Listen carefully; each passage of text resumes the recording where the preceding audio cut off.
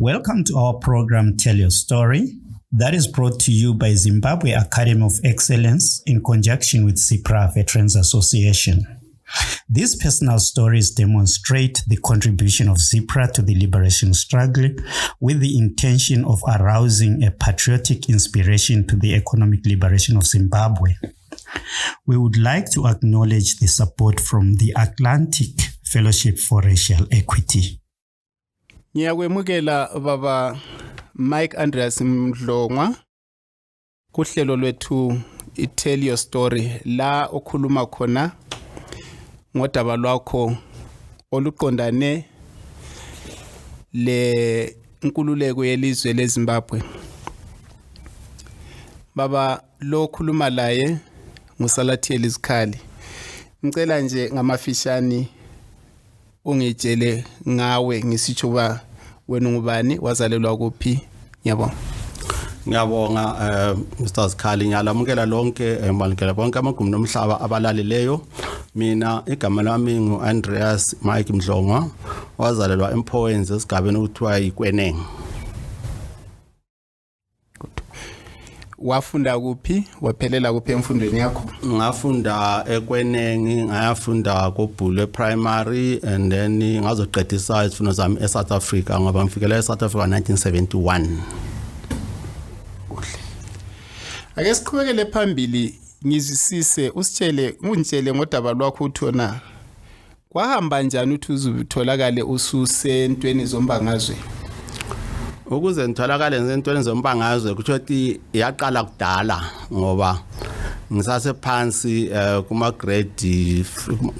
kuma standard 3 and 4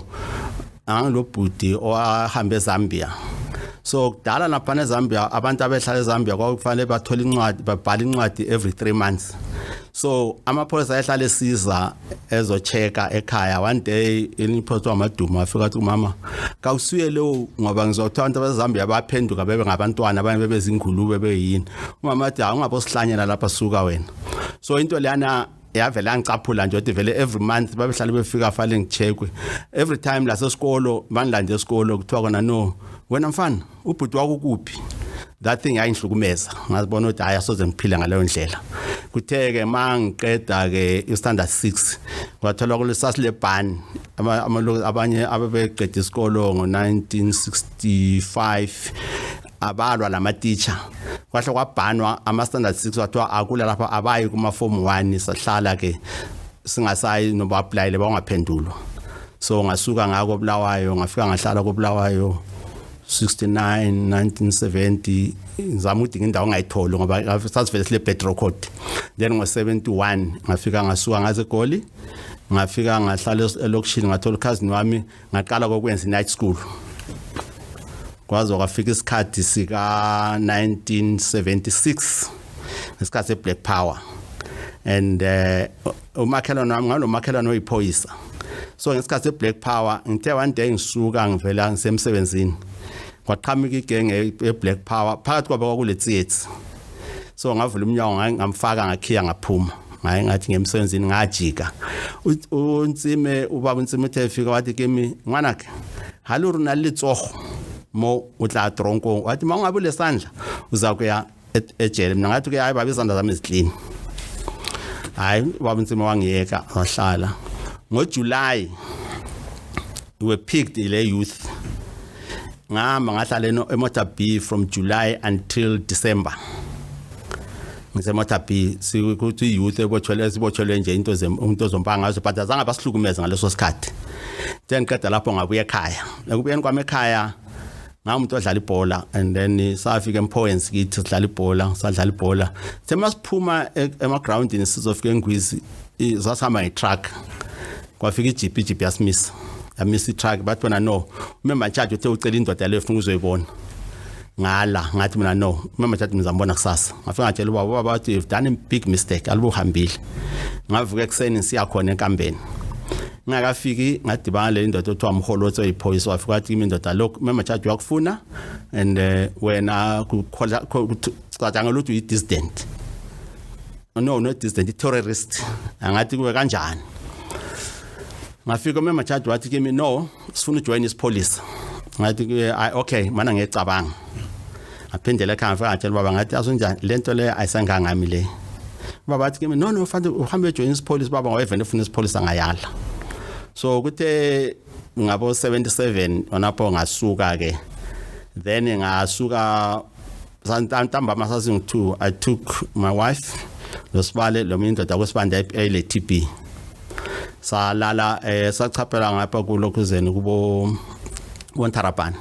mawuthapha kulobo sisi bamba hlala lapha salala khona sisibathi kimi uyakhaya wena uyakhaya ngathi ke hayi lingakhathazeki mina hayi ngendlela embona ngani vele impilo yami ayisekho la mase yafika eFrankstown safika ngabo 10 sathola kugcwele amanzi phansi kutaba kwigenge ile lapho uthabathela amanzi maye bathi khomela abatsana bazwanani batswana sebesithi no kulomuntu okhulumisana ngathi yes kanti sengizithelile bathe bekada labathwana wena awumuntu waZimbabwe umuntu wami uyakaya ngathi no mina ngumuntu waseZimbabwe hayi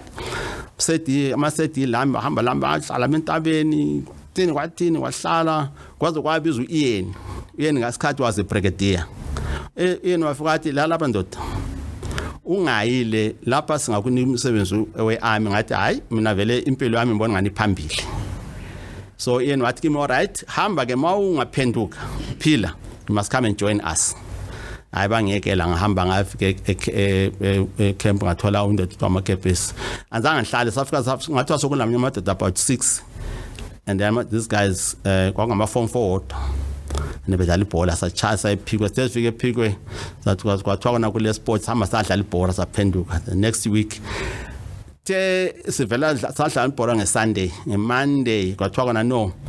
ama form 4s wonke ama football player Zambia sahamba ke sesifika le basathola uDubu happened to know me ngoba uDubu wayefundisa ePatse and uthe tuphanse patse wasethanda lo mintombazana umntana esikole yabona umntana othe sebona ukuthi bambonile wasesirechiwe ukubaleka kaDubu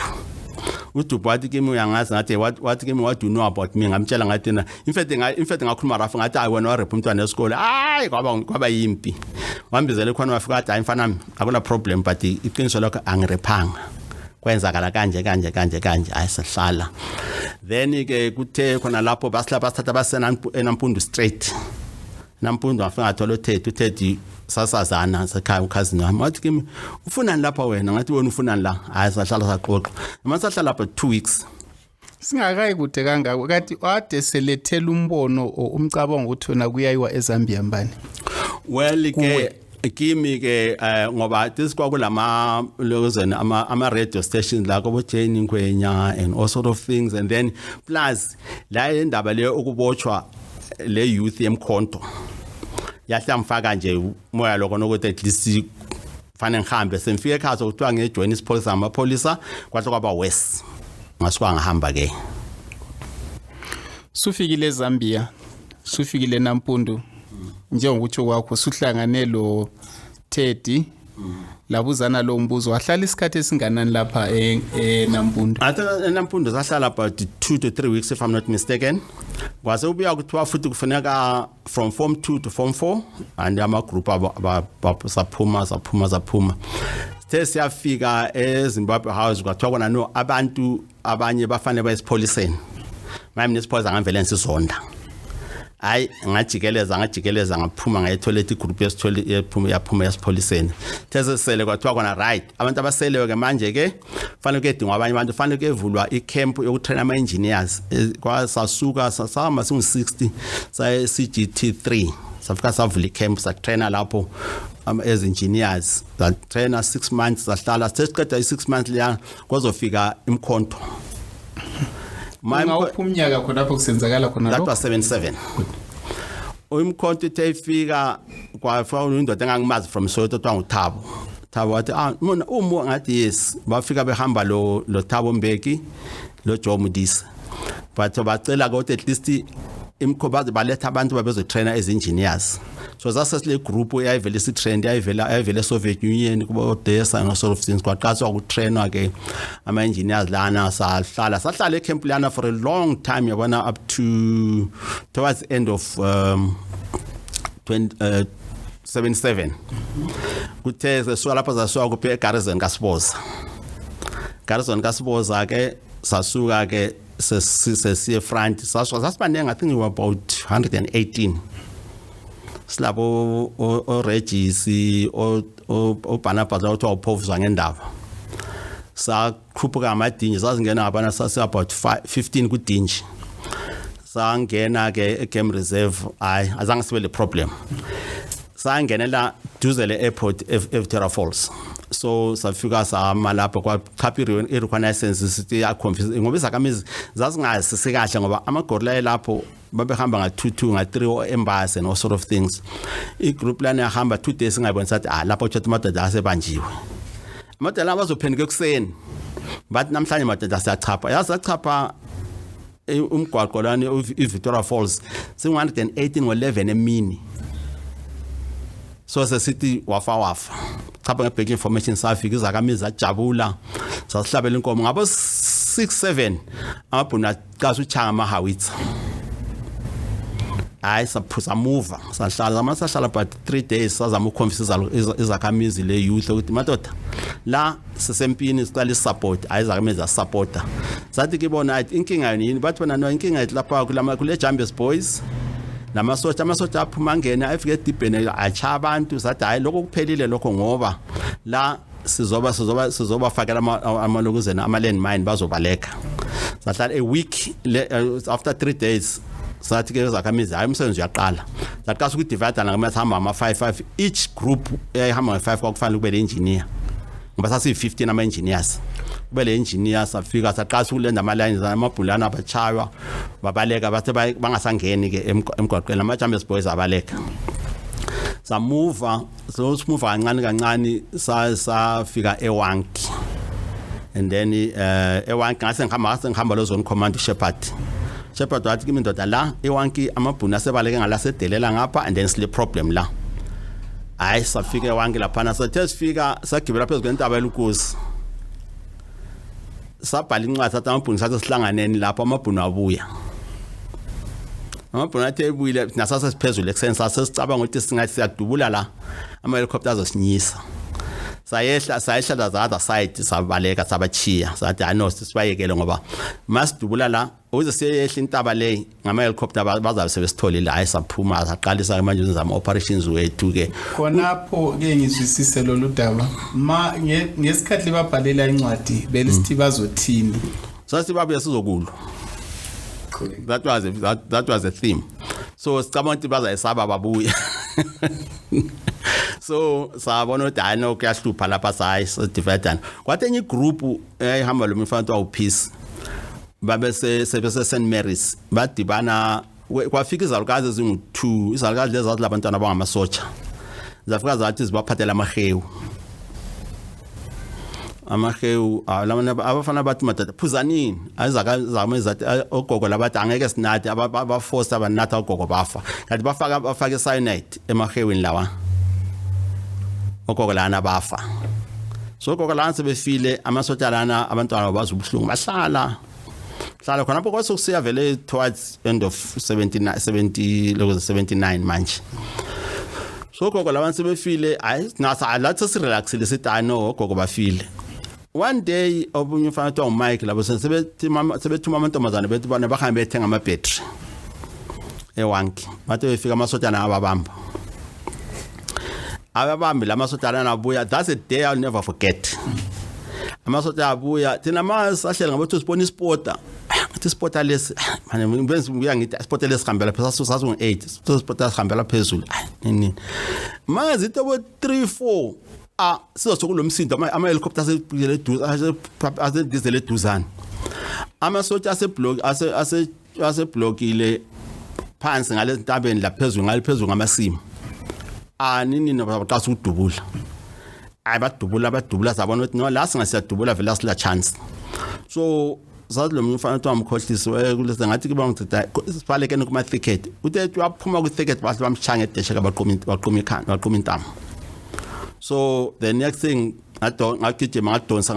AK leyana amabhunu basishaya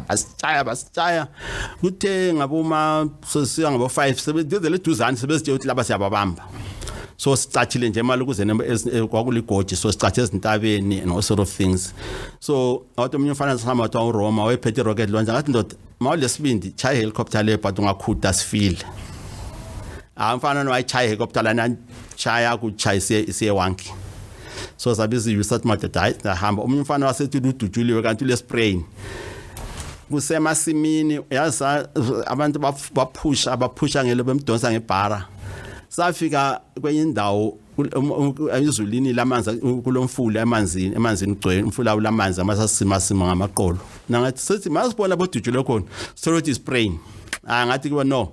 lo muntu uyahlanya akasala kwabona noma ngomfana wasecholo uyasala khona lapho sala khona umfana lwana waqasha ukuqhula sahamba mase siyavula inews ngabo 12 kwathiwa ceasefire amadoda akhala uthi madoda siphosa safa singabona ngeZimbabwe sathi isikhathi sempi soka la basithatha ke saya eLupane Assembly Point eSt Paul ceasefire uphumnyaka lo eka 1980 saya ke eAssembly Point eLupane eSt Paul sahlala eSt Paul sasilabo gede abantu abanengi nje amagolo amaningi ke sasuka ke lapha sokuya kulokuzana kuintegration ke ngazibona sense elwelini bafika laphana one day sithi siya lokuzeni eMas zadibala lokuzeni uChiwenga kwathi ngibrigadier Shinenge wasibiza ngomunwe wathi ozala mina ngathi ke hayi into angasuze ngiyenze le kuza ngomunwe hayi ngeke hayi kwaba yimpi impela kwatshana kwazi ukuthi uKennel uMauru Gundu wayebulawe commanding wathi kimi no ndoda yazi unjani ungcono uhambe ecommand ndoda lana is dangerous ngathi ke into okungaqalwayo angisoze mayifuna umbulala kambulala hayi kwatholakala ukuthi no kwasokuthiwa ngaphi siya eKG6 ndemfika la ngabona ngathi impilo yami is not right ngahlangashiya ngachiya iarmy ngabuya ngahlala ngacaba ukuthi manje umuntu angasasebenza uzakwenzani Zpra Fields ngathi balo omunye indoda sasazana wathi kimadoda likhona athi khona libili uzombona ngeMonday ku-education awafika wathi no vele sifuna abantu abayenza lokuzeni sort of like reconstruction back ngoba anti laligqibela amadibha layenzani so you need people to go and fix it nangathi not nasikhona sihamba singithulo lo mngane wami uthiwa Mabuza ngeke ngumise kancane ngizwe enye indaba lami akhona na ama-challenges intshela ngawo othi ongabe uhlangane lawo ngesikhathi uku-struggle ama-challenges yiko khona ukuthi at least yabona ma usempini akulanto enhle lebethola ukuthi kwesikathola ukuthi ama-supplies kafikanga and then yiko lapho awubonakala khona ukuthi list the really abantu abasempini ngobani abanye mangabe kule sales scout uzasithi hayi mina sizongikwanisa the next thing that person is not there but ke ama challenges ke ngaphandle kwalokho ke one challenge siphumela mpundu ngasuka anti ofike kuseni siya chai toy libu mase mbuyale ngaze ngalami ngaba le sprain sengihamba kancane abanye bayafika eParis kwaze ufika umuntu othi ungvelaphi umuntu ungakanda umuntu wankhathala ngebhuthi la ngathi kuye why wathi kimi you are a solo scout indaba sele nyamtshana ibhekunyalo umdimba kanjani wathi bayinduma wanyathela phezulu kwenyalo udumbile ngathi ke yona velaphi the then trainer I'll shoot you ngeshwa ke angazi babe sebezambeni border kwathini bamdubula umfana wafa but I felt so bad uthi indoda le ngimsongele sefile yes hayi yoma challenges angaba lawo nje kancane yiwapi amazwi ongathanda uthiwa chiyele intsha ekhulayo ngalokho enokwaziyo okubonile ku struggle okufundile ku struggle sikhangela lokho kukhona lamhlanje impilo yelizwe leZimbabwe ngoba ngilokuzwisisa ukuthi lokho kubona lamhlanje nalokho enadu kufisa ukuthi kwenzakale engxenya isikho akuhlangani kahle yaliqiniso lelo ngoba intsha manje into engabachiya ngayo ukuthi I think masilandela amazwi kaMdala uNkomo wathi yena no istruggle asuze sife sizavuswa youth thina abadala sizahamba size sekufa but i-youth izasivusa. So namanje ngilethemba lokuthi i-youth izakwanisa ukuthi at least babone izinto ngoba manje sebefundile. Silama graduates silani silama journalists la yonke into, so ukuthi izinto abazibonayo yizo bafanele bananzelela bebona ukuthi at least babambane bazama ukuzisusa ngoba thina amandla asenawo. Njalo asitsho njengoba ngihlelo lapha asitsho ukuthi asifike lapha siyequmba umuntu phansi. Sitshelo sithi kwe akulungise nini i-situation ye-economy yakithi. So I think i-youth think labo bazasiguide ngoba once sebefundile bayo zonke into then they go bamanye ba-overseas balezinto abazazi ukuthi nesingazazi. Ngithanda ukuthi ngibonge baba Mdlongwa ngalesi sikhathi osinikeze sona ukuthi ungicathekelele ngokuba kwakho empini ulwazi obelalo lamazwi okukhuthaza othe wapha kuntsha ukuthi ngabe bakwenza khona lokho isizwe sithuthuke sikhule siye phambili. Ngiyabonga. Nami ngiyabonga. Thank you.